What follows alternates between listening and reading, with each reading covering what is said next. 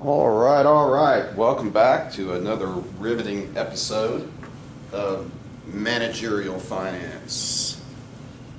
I'll be your guest host. Let's see if I push this. Does it hit the camera? I don't know. Hope I didn't blind anybody doing that. All right. So we're moving into Chapter 7, which is bonds. So we'll look at how to value bonds. We'll look at a bunch of details about bonds, and then we're going to take a quick look at interest rates. We'll also see how to read bond pricing, how to do bond pricing. All right, so capital structure and long-term financing. So what is capital? It's long-term assets like property, plant, and equipment, and it's long-term financing, debt and equity. I hope by now you know the two forms of long-term financing. All right, and so we're going to be looking at debt in this chapter, bonds, debt. A firm's decision to raise funds from external sources outside of the firm, is prompted primarily by its long-term investment needs, property, plant, and equipment primarily. Sometimes it can also be research and development. Some companies use long-term financing for working capital. These are the day-to-day, paying for the day-to-day operations of the firm, but most of the time that's short-term financing. Firms generally finance at least a portion of the cost of new investments through internal cash flow, which is from retained earnings, cash on the balance sheet, cash that has been earned by the company. Retained earnings is a less expensive source of capital than new equity from external sources, so it costs less to use your internal capital. And also, providers of debt financing usually insist that equity owners share in the risk of new investments. In other words, the borrowers don't want to take all the risk. They want to make sure that the owners have some of their own money in the game, okay?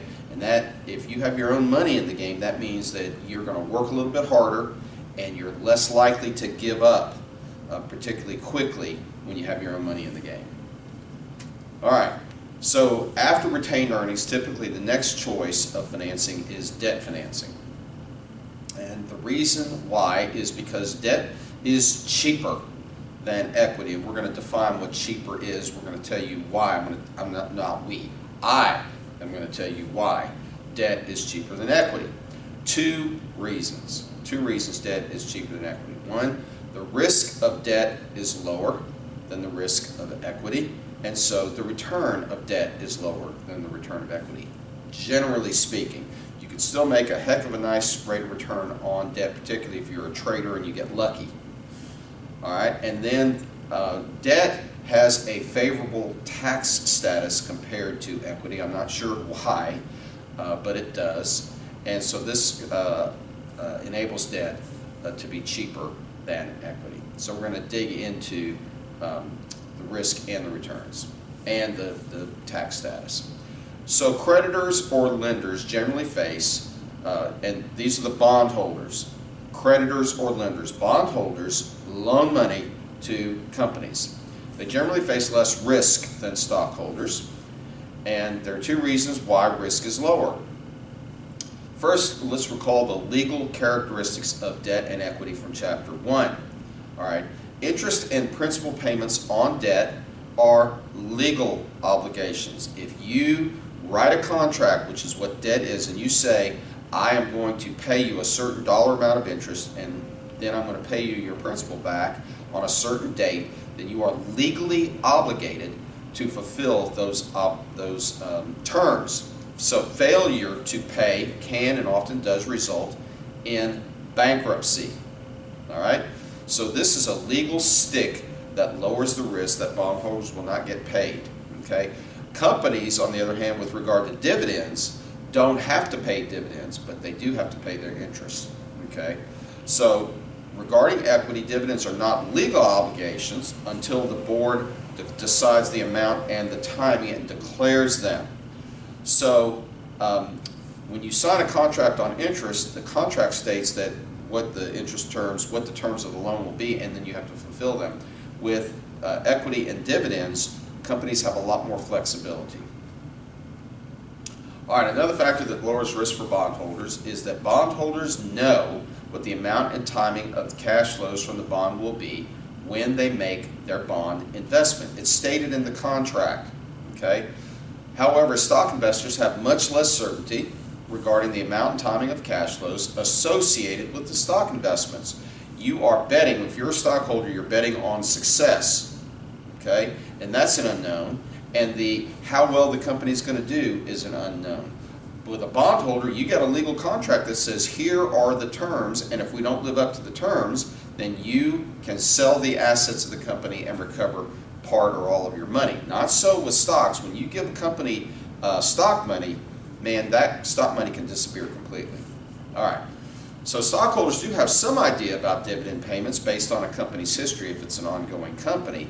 But dividends can and do change, and sometimes dramatically. Back in 2009 when we had the financial crisis, a lot of companies canceled, completely eliminated their dividends for a time period. All right, bondholders know the date that their bond matures, which means maturity means you're going to get your principal back. And they know how much they're going to get on that date, par value. This is according to the contract. Stockholders never know what price they will get if and when they go to sell their stock. So bondholders have a lot more information regarding cash flows than stockholders. Okay? So certainty about cash flows and the legal status of interest and dividends lowers risk for bondholders and raises risk for stockholders. So bondholders typically require and receive a lower return versus stockholders. Okay? And the lower return makes the cost of debt lower than the cost of equity. All right, now let's look at the tax status on bonds. Interest on debt is tax deductible for any organization that uses debt and pays income taxes. But dividends on common or preferred stock are not tax deductible. We have talked about this before. This means that Uncle Sam, the government, the federal government, subsidizes or reduces the cost of a company's debt financing. Let's look at how that happens. For example, assume a company has pre-tax income of $1,000 and an average tax rate of 30%.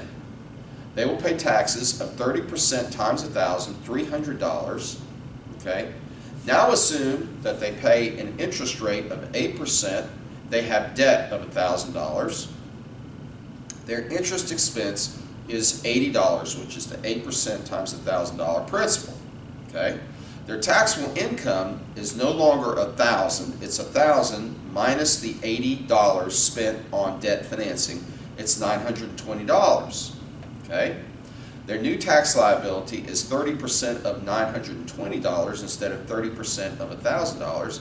Their new tax liability is $276 instead of $300. This is all because they chose to borrow money.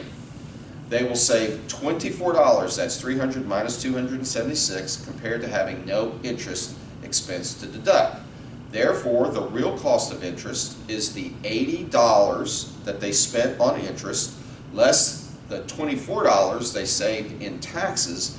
It's $56. If you divide the $56 into the $1,000 debt, you get 5.6% instead of $80 into $1,000 of 8%. So your real after-tax cost of debt is not 8%, it is 5.6%. All right, the quick way to find the after-tax cost of debt is to multiply the interest rate by 1 minus the tax rate.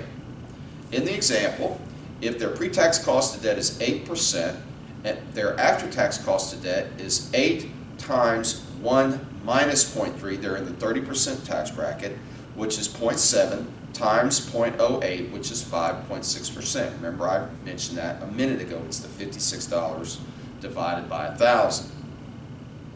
Therefore, the tax deductibility of interest payments versus non-deductibility of dividend payments makes debt cheaper. All right, since debt is cheap, it is tempting to pile it on. In other words, to use it as often as you can. But there is a limit as to how much debt a firm can handle. Old Dave Ramsey would be proud of me for mentioning that. All right, remember those leverage and cash flow coverage ratios from Chapter 3 where we measured how much debt a company is using. Adding debt increases the risk the company may experience financial distress, particularly if sales start to decline. Okay? We know that interest expense, and principal repayments are fixed costs. They do not vary with sales. So if sales fall, if sales or profit margins deteriorate, then the company could have problems meeting their interest or principal payments. So you cannot just pile on the debt. There is a limit. Okay? As companies add debt, stockholders consider how risk may increase, and the stock price might decline. People might get scared and sell the stock, which will put downward pressure on the stock price. And this is a cost of adding debt. The more debt you add, at some point your stock price will start to go down. Also, okay, as companies add debt, new and existing lenders might require a higher interest rate. That's another cost of adding debt. As your leverage ratios increase, your stock price decreases, and your cost of debt, or marginal cost of debt, extra debt, will go up. This is because lenders are less sure the company can meet its obligations. Okay, that's it for this section. You see we have homework, and we'll go on to the next section. See you next time.